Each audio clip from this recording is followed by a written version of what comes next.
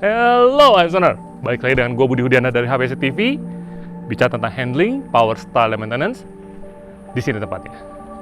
Di beberapa video yang lalu gue telah membahas motor ini ya, all new Aerox, baik dari segi handling, power, style, dan maintenance. Gue udah melakukan stock up dan blow up di motor ini. Sekarang gue mau beralih ke motor ini, motor Old NMAX. Gue mau melakukan stock up juga di motor ini. Tapi pembahasan detailnya akan dibahas oleh teman gue, Kang Anto. Yang ada di hadapan saya ini adalah crankshaft OEM pabrikan si NMAX. Kita lihat perbedaan antara yang OEM dan yang TDR punya, oke? Nah, saat kita dapat si crankshaftnya datang di dus yang cukup menarik ya, rapi. Lalu pas kita buka, kita akan dilindungi oleh foam. Nah, ini ada satu mur. Nanti saya jelasin mur ini untuk apa. Selain dari itu, packing busanya luar biasa ini. Saat kita bandingkan antara kedua crankshaft ini, kita bisa lihat secara finishingnya dulu ya. Finishingnya kalau kita lihat jauh lebih rapi yang TDR punya. Karena selain dia di casting, forge casting, dia finishingnya pakai CNC. Jadi Hypezoners bisa lihat permukaan ini sangat rapi bagian luar maupun dalamnya. Sampai yang bagian dalam tulisan TDR-nya pun rapi. Next, berikutnya perbedaannya kalau selain dari finishing apa sih? Tentu yang beda itu adalah langkah atau stroke-nya. Stroke dari crank TDR ini adalah 62,6 mm. Sedangkan yang standar pabrikan itu di 58,6 mm. Berubahnya antar poros ini dan poros ini adalah kenaikan 2 mm. Total langkah yang berubah saat kita pasang di motor adalah 4 mm. Lalu perbedaan berikutnya, ini yang paling penting nih. Ini yang saya pegang ini adalah yang disebut dengan conrod atau stang piston. Conrod atau stang piston ini ada perbedaan dengan yang bawaan pabrikan. Pabrikan itu panjang as ke asnya itu di 99 mm. Sedangkan yang TDR punya itu di 97 mm. Kenapa? Mengingat tadi bahwa antar poros ini naik 2 mm karena memang langkahnya dinaiki. Nah, saat dinaikkan ini biasanya kendala yang akan ditemukan saat kita ngoprek motornya, blok itu harus diganjel dengan packing 2 mm. Karena tadi 99 yang bawaan pabrik dan ini 97, otomatis karena naik 2 mm kita nggak perlu packing tambahan di blok mesinnya. Nah, ini menyelesaikan beberapa hal. Satu tadi tanpa packing, berikutnya adalah timing chain atau rantai ketang. Itu biasanya suka masalah saat kita stroke up. Kurang panjang lah atau terlalu tegang. Sedangkan dengan kita pakai yang 97 mm ini, itu nggak akan ada kendala sama sekali. Masangnya sama persis kayak masang crankshaft standar bawaan pabrikan. Dari finishingnya pun kita bisa lihat bahwa conrod atau stang sernya ini sangat rapi.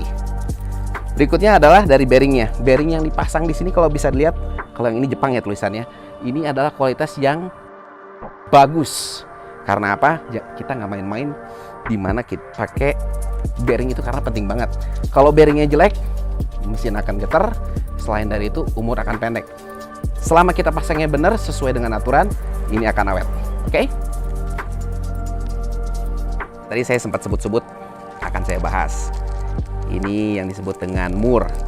Mur ini yang kita peroleh saat kita beli crankshaft itu, posisinya nanti di bagian puli atau sebagian kiri dari motor. Karena kendala ini sering banget terjadi di lapangan, dimana pas kita pasang puli, tenaga gede dan lain-lain, pas ngencenginnya suka slack. Kalau bisa kita lihat, ini bedanya lebih tebal dibanding yang OEM. Langkah berikutnya adalah pemasangan. Apakah ada perlakuan khusus saat pemasangan? Sebenarnya nggak ada sama sekali. Yang harus diperhatikan adalah seperti biasanya saat crankcase kita belah, dipastikan semua bagian dari crankcase ini bersih. Lalu saat kita masang atau instalasi crank dari TDR ini, pastikan seating bagian di crankcase-nya dengan bearing yang ada di crankcase itu lurus. Karena tidak perlu perlakuan heat treatment ataupun harus di-press saat pemasangan crankshaft pada crankcase. Jadi cukup Hypezoners ambil, pasang saat lurus, tekan seperlunya.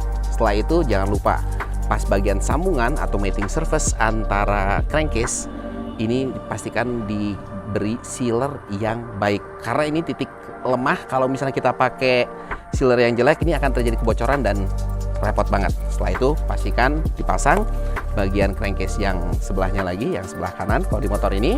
Dan pas saat pemasangan jangan lupa ditorsi rata dan pas saat ngencenginnya itu bersilangan agar benar-benar rata, rapat dan terhindar dari kebocoran. Sisanya sesuai dengan biasanya saat kita bongkar pasang mesin. Saat kita modifikasi mesin ada beberapa hal yang harus diperhatikan selain ya ukuran piston, langkah. Hal yang paling untuk mendukung aliran udara itu salah satunya adalah kita bisa lihat di motor ini. Motor ini sudah kita pasang dengan cylinder head dari RPD. Kelebihannya apa? Nomor satu, dia memiliki ukuran klep yang cukup besar. Untuk bagian intake ini 23 mm dan exhaust di 20 mm. Ya kayak gitu bisa ngerjain sendiri dong, banyak. Kelebihan berikutnya adalah portnya. Kalau kita lihat port bagian in dan X ini udah di finishing secara CNC. Jadi Hypezoners yang pengen langsung plug and play tinggal dipasang, portingan sudah aman. Cuman kalau buat teman-teman yang pengen ngoprek lebih ekstrim, RPD menyediakan cylinder head yang disebut dengan buta. Jadi portnya bisa dibesarin sebesar-besarnya, klepnya bisa pakai klep yang sebesar-besarnya, disesuaikan dengan spesifikasi mesin Hypezoners. Dua pilihan, satu yang plug and play seperti yang ada di motor ini, dan yang satu lagi adalah yang buta. Untuk mendukung aliran udara masuk ke dalam mesin, throttle body sangatlah penting. Motor ini tersedia RPD dengan ukuran 34 mm, sehingga udara yang masuk ke dalam head lebih lancar.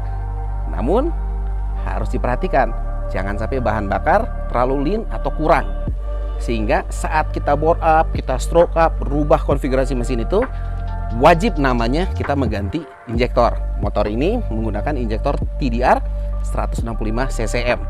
Pastikan AFR-nya jangan sampai terlalu lean. Pastikan kalau hilang SAM itu di angka lambda 1 atau 14,7 secara AFR. Penjelasan tentang AFR udah sempat dibahas, jadi Hypezoners bisa lihat videonya ada di link deskripsi di bawah. Jadi apa sih yang dirasakan saat kita melakukan stroke up di motor-motor NMAX? Ada Aerox, ada NMAX, semua ini sudah kita stroke up. Kita coba di motor yang ini, saat kita starter motornya, biasanya kalau konfigurasi mesin atau crankshaftnya kurang center, terjadi getaran yang luar biasa. Cuma saat kita nyalakan, kalau kita pegang, bisa dibilang hampir kayak motor standaran. Selain dari itu, ini bisa dibilang durable nggak sih motor-motornya? Di sini banyak motor di sekeliling saya yang udah stroke up. Mulai dari mungkin Hypezoners sudah nonton video yang kemarin-kemarin, yaitu kita stroke up di Aerox, all new Aerox ini. Dan yang paling menarik adalah motor itu dan motor NMAX ini adalah motor-motor yang awal-awal dulu kita pakai untuk tes endurance. Udah pergi ke Bali untuk Aerox, dan ini udah ke Lombok, udah ke Bali tanpa ada masalah. Jadi dibilang aman, aman. Karena apa? Udah kita uji. Ngujinya bukan hanya sekedar di track balap, cuman kita ujinya memang dengan keperluan touring. Karena teman-teman pasti yakin saat touring kadang-kadang butuh tenaga lebih. Ini buktinya. Tinggal Hypezoners coba.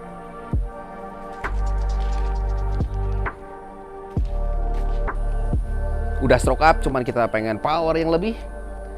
Salah satu cara ngakalinnya adalah kita pakai SEU aftermarket yang ini adalah punya RPD. Nanti gua datengin tunernya. Nanti lu bukan episode yang ini, ya berikutnya. Oke? Berikutnya. Sorry.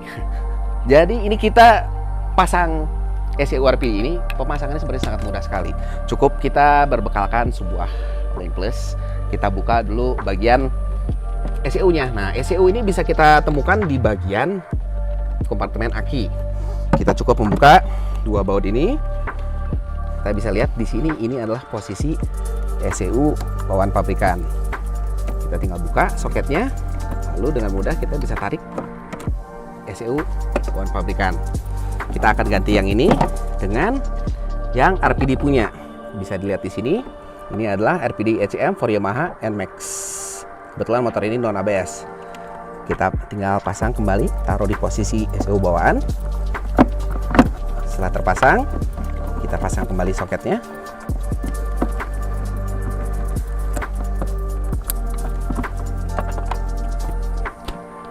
Setelah terpasang, nggak perlu programming sebenarnya. Cukup kita kontak on, kita nyalain.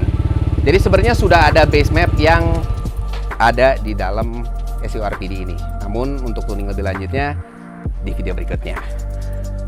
Lalu apa sih bedanya saat kita pakai ECU RPD dan tidak?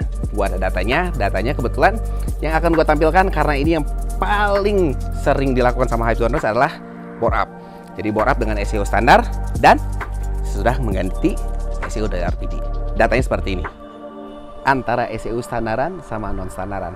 Kalau kita lihat datanya itu saat power bandnya itu perbedaannya terlihat signifikan di situ. Kalau ECU standaran tuh lebih agak jatuh. Sedangkan kalau yang kita udah pakai tuning dengan ECU RPD, dia lurus banget sehingga power yang diperlukan itu selalu ada saat kita perlukan. Lalu data yang kita lihat adalah data motor ini, di mana motor ini udah bore up dan stroke up. Bisa kita lihat, kita bandingkan dengan standaran bahwa yang namanya torsinya besar banget, sehingga torsi itu sangat dibutuhkan di motor matic, di mana dia memerlukan power atau torsi besar untuk memainkan CVT-nya. Selain dari itu, total daya yang kita peroleh besar banget di 20, sekian horsepower. Enak banget di motor. Oke, Hypesoner. Bagi Hypesoner yang memerlukan produk-produk yang telah dibahas dalam video ini, Hypesoner bisa kunjungi ke www.oneteamstore.com. Di sana ada banyak sekali detail tentang produk-produk yang tadi disebutkan. Dan Hypesoner sudah lihat juga kan, di sini semua motornya telah menggunakan stroke up dan bore up dari TDR. Bagi Hypesoner yang memiliki pertanyaan atau mau tahu solusi tentang motor lu atau produk apapun dari TDR, lu bisa tulis komentar di kolom komen. Selalu jaga prosedur kesehatan biar lu semua terjaga dari penyakit. Oke, segitu aja. Jangan lupa like, share, dan subscribe. Tonton video gue selanjutnya. Ciao!